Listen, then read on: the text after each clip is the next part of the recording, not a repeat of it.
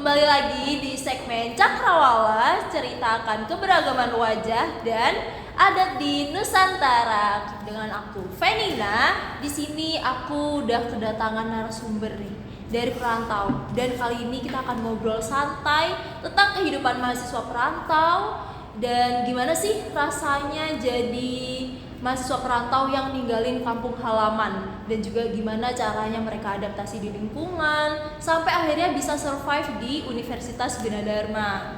Nah, sekarang aku udah ada sama salah satu narasumber kita dari Jawa Tengah, dan kalau lebih tepatnya di Temanggung. Dan boleh dong dikenalin dulu Kak, siapa namanya? Halo semuanya. Halo.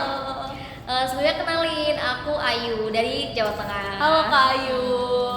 Halo. Jadi kakak nih asli dari Jawa ya, dari lahir emang di Jawa. Bener, asli Jadi bisa banget. bahasa Jawa dong. Bisa dong. Piye kabare? Alhamdulillah saya. Mbak Venina piye kabare? Alhamdulillah api-api wae. Weh. Wis mangan durung? Alhamdulillah wes. Mbak Wis Venina. mangan. Wis mangan pesan. Oke Oke. deh, udah. Kita nanti kalau misalnya kita ngobrol bahasa Jawa terus nih, nanti penonton kita nggak tahu kita ngomong apa. Bener, Kita pakai bahasa Indonesia aja. Ya, boleh. Kak Ayu, boleh gak sih Kak diceritain latar belakangnya? Kenapa sih Kak mau banget kuliah di Gunadarma, sedangkan kan kita itu jauh ya dari Temanggung, ada kali kayak berapa jam tuh ya? Jadi sebenarnya untuk niatan kuliah di Gunadarma yang benar-benar niat banget tuh enggak ya, karena sejujurnya pada saat itu aku tuh udah kerja. Jadi kan udah nyari-nyari univ nih. Dulu tuh nggak ada banget kepikiran buat kuliah. Terus tiba-tiba karena aku udah kerja, kayak ngerasain, waduh kayaknya aku butuh skill lebih deh gitu kan. Jadi aku kepikiran buat kuliah.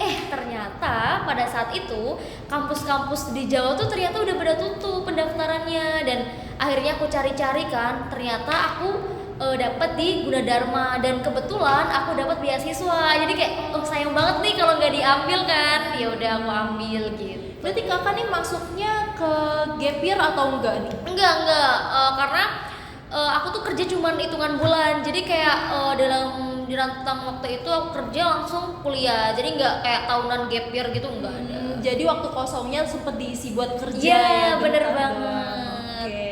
Tapi ada nggak sih Kak alasan utama kakak tuh kuliah di Gunadarma? Atau mungkin sebelumnya kakak minat di PTN gitu? Oke, kalau minat di PTN sih pasti minat ya. Cuman karena apa yang aku bilang di awal tadi, kalau misalnya udah bertutup dan kebetulan tuh aku dapat beasiswa, jadi kayak aduh sayang banget kalau nggak diambil kan. Lumayan lah bantu-bantu juga. Jadi karena itu. Wah sih, terus kalau misal jauh nggak sih Kak dari sini ke Temanggung tuh kayak berapa tuh jaraknya?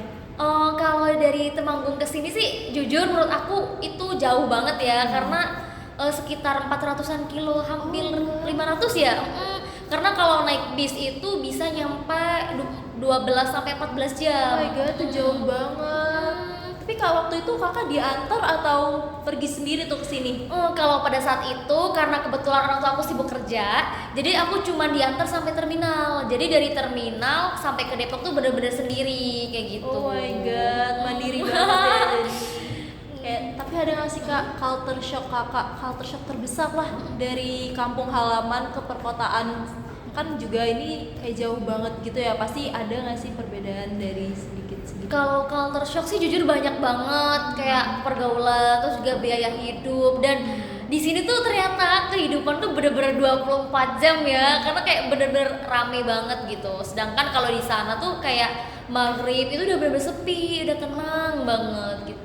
Terus juga kalau di sana setahu aku tuh kayak slow living gitu ya. Bener banget, di sana tuh bener-bener santai banget, slow living, kayak ya udah nyantai aja, mau ngapain sih gitu.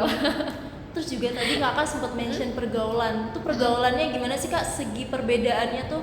Mungkin kalau menurut aku sih dari gaya pertemanannya, terus kayak kalau di sini kan emang anak-anaknya hobi nongkrong-nongkrong kan. Di sana tuh sebenarnya nongkrong-nongkrong juga, cuman untuk kayak pulang pagi atau enggak mungkin kayak clubbing atau apa itu nggak ada di sana. Nah, ketika di sini kayak lihat teman-teman yang emang kadang ada cewek ngerokok atau apa tuh kayak, ternyata di sini oke ya gitu. Kalau di sana mungkin masih dianggap tabu banget agak tabu ya. banget, bener. Tapi Tapi kakak ada nggak sih kepikiran buat terjerumus sama teman-teman yang ada di sini? Kalau kepikiran sih alhamdulillah nggak ada. Cuman waktu awal tuh sempet banget kayak ikut arus bentar gitu loh. Karena kan kayak mungkin karena dari desa terus tiba-tiba ke kota, lihat teman-teman kayak nongkrong pulang malam semuanya gitu, kayak nggak tahu gimana tiba-tiba kayak udah ikut-ikut aja deh gitu. Berarti kakak ini masih ada prinsip Iya, lah ya. bener banget, bener banget, Kalau prinsip. kita udah banyak nih, lumayan ngobrol banyak tentang culture shock. Mungkin kita bisa masuk ke segmen selanjutnya ya, yaitu survive. Gimana sih cara-cara kakak untuk menghadapi pergaulan-pergaulan yang ada di perkotaan? Boleh, nih, boleh. masuk.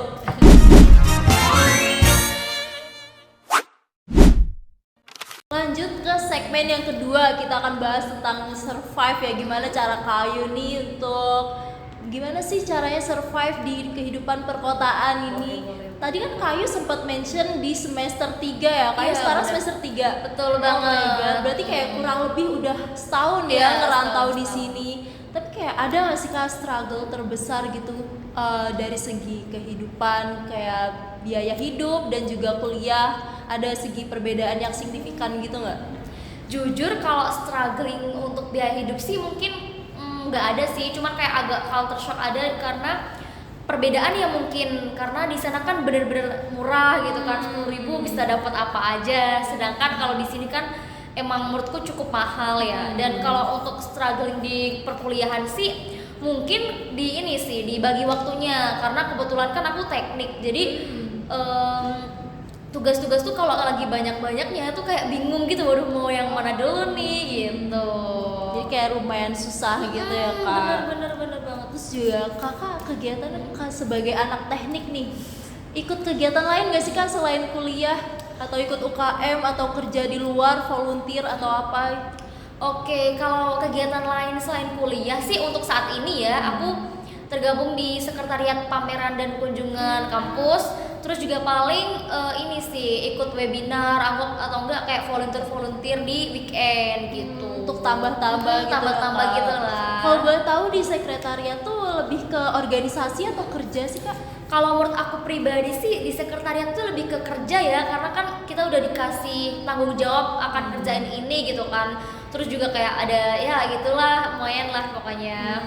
Tapi kan kakak juga struggle-nya di kuliahan karena kakak beasiswa pasti ada kayak pressure gitu kan dari segi nilai gitu. Dan gimana sih Kak bagi waktunya, dan juga sekretariat kan kayak gitu susah banget ya bagi waktunya. Oke, kalau dari aku pribadi sih aku tentuin dulu skala prioritasnya kan. Kalau karena emang aku jauh-jauh ke sini untuk kuliah, jadi ya aku pasti utamakan dulu untuk kuliah dulu. Kecuali kayak memang bener-bener bebarengan banget, yaudah pokoknya apapun itu kelarkan dulu tugas kuliah baru hal-hal yang lain kayak gitu. Oh my god, itu bisa jadi tips sih guys. Iya, bener Jadi tips kayak lah. bisa jadi motivasi juga ya buat kita. Bener banget. Kita lanjut deh ke segmen selanjutnya yaitu lifestyle. Masuk.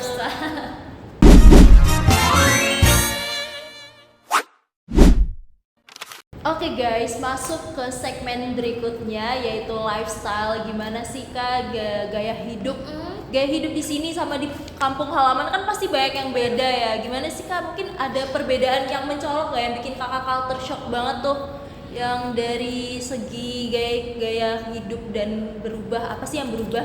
Oke, kalau gaya hidup mungkin kayak karena di kota sekarang lebih banyak mainnya aja sih, kayak nugas-nugas biasanya paling ke kafe atau apa. Karena kan kalau di sana jarang, maksudnya ada kafe cuman emang yang buka 24 jam itu kan jarang ya. Jadi lebih banyak nongkrongnya sekarang. Karena di sini Sama banyak nugas. banget ya yang nongkrong kafe yang 24 jam Iya, kayak gitu. bener. Tapi Kakak bisa nyesuaiin gak sih dari kampung ke sini? Kalau dari aku pribadi sih nyesuaiin, alhamdulillah bisa ya. Karena menurutku kayak ya udah mau apa sih yang mau dibingungin, kayak anggap aja sama gitu. Kayak udah rumah sendiri aja.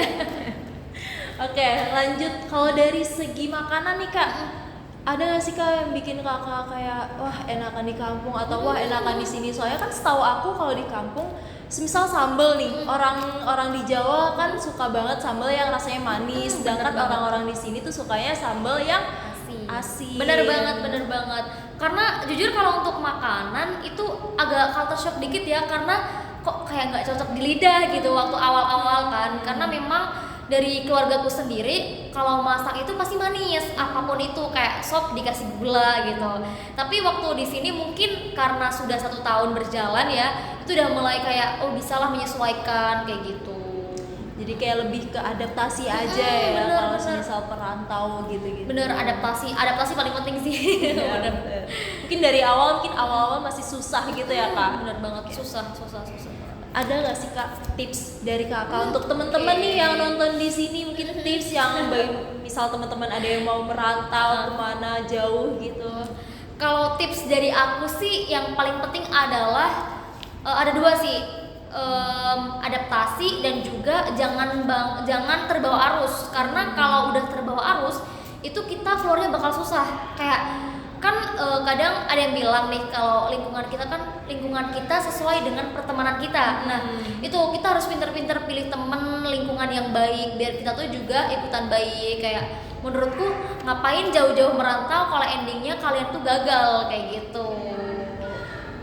Makasih banget nih Kak Ayu udah sharing-sharing pengalamannya. Mungkin ada teman-teman yang termotivasi nih dari pengalaman Kak Ayu yang jauh-jauh loh dari Temanggung ya Kak, itu jauh banget dan merantau ke Depok. Terima kasih Kak Ayu udah datang dan hadir untuk jadi narasumber kita di sini. Dan terima kasih juga buat penonton karena udah dengerin sampai habis. Jangan lupa nonton kisah kita selanjutnya. Assalamualaikum warahmatullahi wabarakatuh.